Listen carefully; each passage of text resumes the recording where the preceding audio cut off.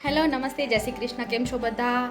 આજે છે શ્રીજી દાદાનો વિદાય દિવસ હતો. આજે શ્રીજી દાદા ગયા. હવે આજે ગયા હશે ડાયરેક્ટ ભીટારા, અને ભીટારા વચ્ચે સ્ટેશન કરશે ભુજના અને આણંદસરના, પછી ત્યાંથી જશે ભીટારા, અને ભીટારાથી પછી મમ્મી પપ્પા પણ હર્ષી અને ધૈર્ય પણ ગયા છે એને મૂકવા ત્યાં છોડવા માટે. અને દાદા ગયા પછીનું કામ અમારું જે સવારનું બહુ જ લેટ થઈ ગયું. હવે દાદા ગયા એને મોકલાવીને પછી જ કામ ચાલુ કર્યું. તો હવે ઘરની બધું સાફ સફાઈ સરખું સેટ કરવાનું બધું બાકી છે, કરીએ છીએ. દાદા હતા ત્યાં કને રામ દરબાર હતો, ત્યાં બધું સાફ સફાઈ કરી અને હવે હું ઘરની અંદર કરું છું અહીંયા કને.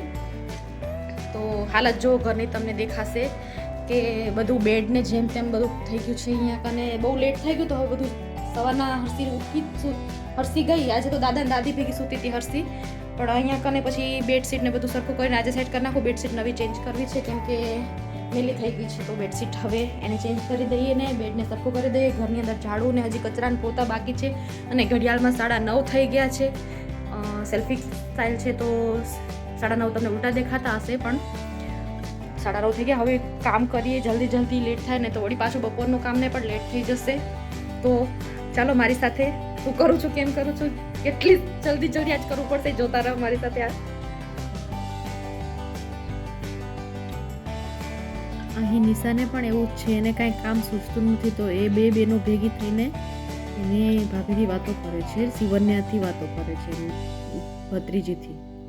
અને હું આવી ગઈ છું પાછી અંદર બેડની સરખું સેટ કરવા માટે.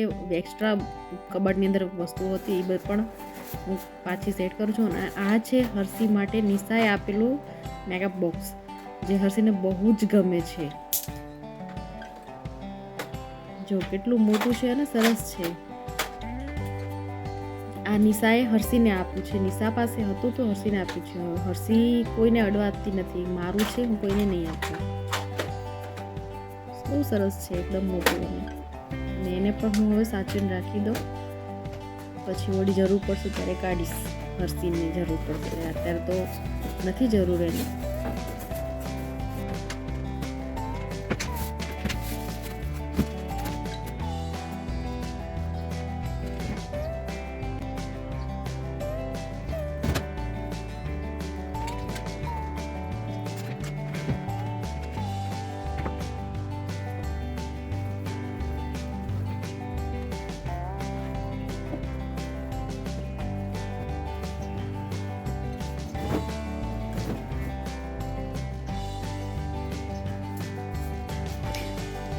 આ છે ને મોબાઈલ ને બધું રાખવાનું કવર કર્યું છે, જે બેડની ઉપર માથાની પાસે મોબાઈલ ના મૂકવો પડે કે એસીનો રિમોટ ના મૂકવો પડે, એટલે તો મેં આની અંદર એને એકદમ ફસાવી દીધું છે ને આવી રીતનું બનાવી દીધું છે, જેથી માથા પાસે મોબાઈલ પણ ના રાખવો પડે અને એસીનો રિમોટ પણ જાતે શોધવો ના પડે.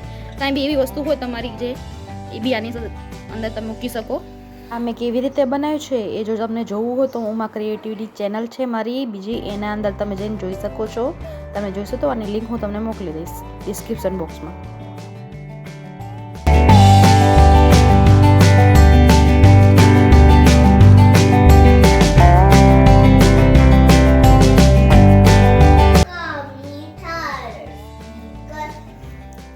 આજે બનાવી છે સાંજની ભાખરી.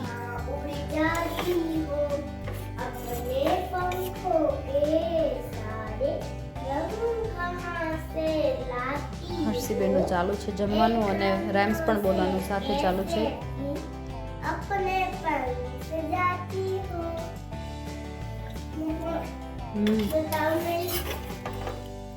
એક મિનિટ, ભાખરી બનાવવા દે, પૂરી ભાખરી પૂરી કરવા દે.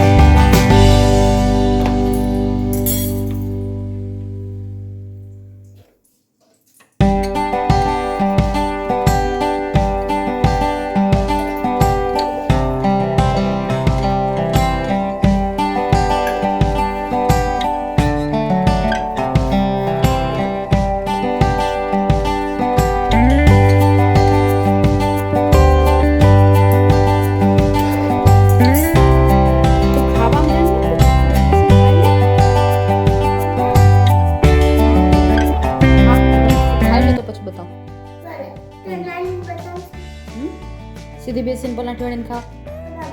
હા હા પલાઠી વાળી ફટાફટ ખાવા માંડ.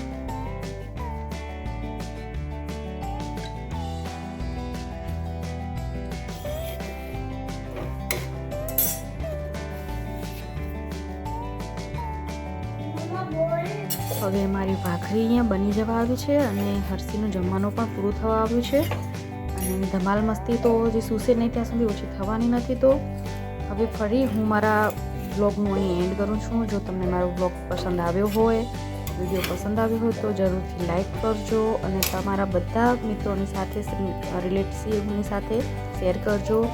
ફરી મળીશું આપણે નવા વિડીયોમાં, નવા બ્લોગની સાથે. ત્યાં સુધી હું રજા લઉં અહીંથી તમારી પાસેથી અને બહુથી જોરથી ભૂખ લાગી છે તો ભાખરી બની જાય એટલે અમે જમી લઈએ. મળીએ નવા વિડીયોમાં નવા વિડીયો સાથે. જય શ્રી કૃષ્ણ. Bye bye.